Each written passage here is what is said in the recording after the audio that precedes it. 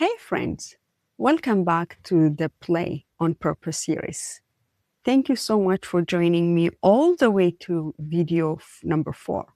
Before we begin today's video, we have covered so far in the Play of Purpose series.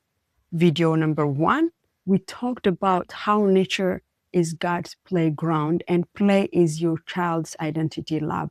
We explore how play helps children build a strong identity in Christ using verses like Psalms 139, verse 14, I'm fearfully and wonderfully made. And Ephesians chapter 2, verse 4, we are God's handiwork. In video number 2, we looked at play in biblical story. We saw how the Bible itself celebrates children and play, especially in Zechariah chapter 8, verse 5. The street of the city shall be full of boys and girls playing in its street. And Mark chapter 10, verse 14, Jesus said, let the little children come to me. In video number 3, we explore play in Christian parenting tradition and how generations of faithful families have used play to raise godly children. And today, in our final video, we are diving into godly play method, a beautiful and practical way you can use storytelling and play at home to help your children build a real personal relationship with God every day. So today, let's learn how we can bring godly play into our own home and make it simple but powerful part of our daily life with our children, build a real personal relationship with God. If you are finding this series helpful, please hit the like button and subscribe so you don't miss the future content. We are diving into one of the most beautiful and powerful ways to teach children about God. It's called godly play. Have you ever wondered how to help your child not just knowing the Bible story, but actually experiencing them in a deep and meaningful way? Godly play does exactly that. It combines storytelling, wonder, and hand-on play to help children build a real relationship with God. If you want a practical way to nurture your child's faith through play, you are in the right place. So, what exactly godly play means? Godly play in Christian approach and a spiritual formation of children. It was developed by Dr. Joram Berryman, and it's used in many churches around the world. And instead of just telling children a Bible story, godly play invites them to enter the story. Children use beautiful wooden figures, felt bordered sand tray, and simple props to retell and respond the stories themselves. The method follows 4 important steps. Number 1 is storytelling. The storyteller tells the Bible story slowly and reverently using the materials and wondering. After the story, the adult asks open-ended wondering questions like, I wonder what part of this story you like the best, or I wonder where you are in this story. Creative response. Children are then given time to respond through drawing, building clay, or playing with the material. Feast. The session often ends with the simple snack or feast as a time of community and blessing. This method is deeply rooted in the scripture. Jesus said in Mark chapter 10, verse 14, let the little children come to me and don't hinder them, for the kingdom of God belongs to such as this. What Jesus is really saying here is that children are not a distraction.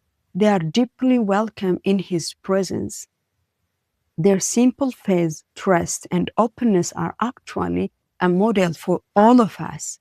He doesn't want us to push them away or wait until they are old. Instead, he invites them to come closer to him just as they are, with their wonder, their questions, and even through their play. He also taught in Matthew chapter 18, verse 3, truly I tell you, unless you change and become like little children, you will never enter the kingdom of heaven. And God commands us in Deuteronomy chapter 6, from 6 to 7, to impress His words on our children every day. When we sit at home, when we walk along the road, and when we lay down, and when we get up, godly play honors this by creating a safe, respectful space where children can genuinely encounter God through play. What makes godly play so powerful is how it connects scripture with how children naturally learn. It follows Maria Montessori's philosophy that children learn best through hand-on materials in the prepared environment. It also uses Vygotsky's idea of the zone of proximal development, where a loving adult gently guides the children with open-end questions like I wonder questions. It respects also Jean Piaget theory that young children understand the world best through concrete play and symbolic thinking. In simple terms, godly play meets children right where God designed them, through play and relationship. Let me share something from my own experience. My 8-year-old daughter, I always like to talk about her, with using simple godly play materials at home. One evening, we told the story of the Good Shepherd using wooden figures. After the story, I asked her, I wonder how the sheep felt when the shepherd found it. Her answer surprised me. She said, the sheep felt safe, just like how I feel when you pray with me at night. That moment showed me how powerful godly play can be. It helped her connect the Bible story to her own heart and relationship with God. I have also seen this work beautifully with the children in my day home. Even the quiet ones open up when they are allowed to play with the stories instead of just listening to it. Here is how you can start godly play at home. Start simple. You don't need expensive materials. Begin with one story, the Good Shepherd, creation, or parables of the mustard seed. Prepare the space.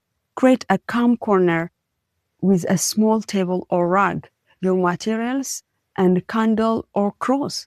Tell a story slowly. Use a few words. Ask wondering questions. Avoid questions with right or wrong answers. Use I wonder to open their heart. Give them time. After the story, allow 10-15 minutes to free creative response. Don't rush them. Pray together. End by thanking God for the story and for being with them. Friends, godly play is not just another activity. It's the way to help your children meet God personally through the gift of play. Remember, you don't have to be perfect. You just need to be present and willing to wander together. If this blessed you, please give this video a thumbs up, subscribe, and share it with another parent who wants to raise their children in faith. Comment godly play below if you want me to send you a simple start guide with the first 3 stories and wondering question. And remember, always nurture the heart and glorify God. And you are doing great. God bless you and your beautiful family. Thanks for watching. I will see you in the next video where we will talk about practical way to combine play and the discipline. Bye for now.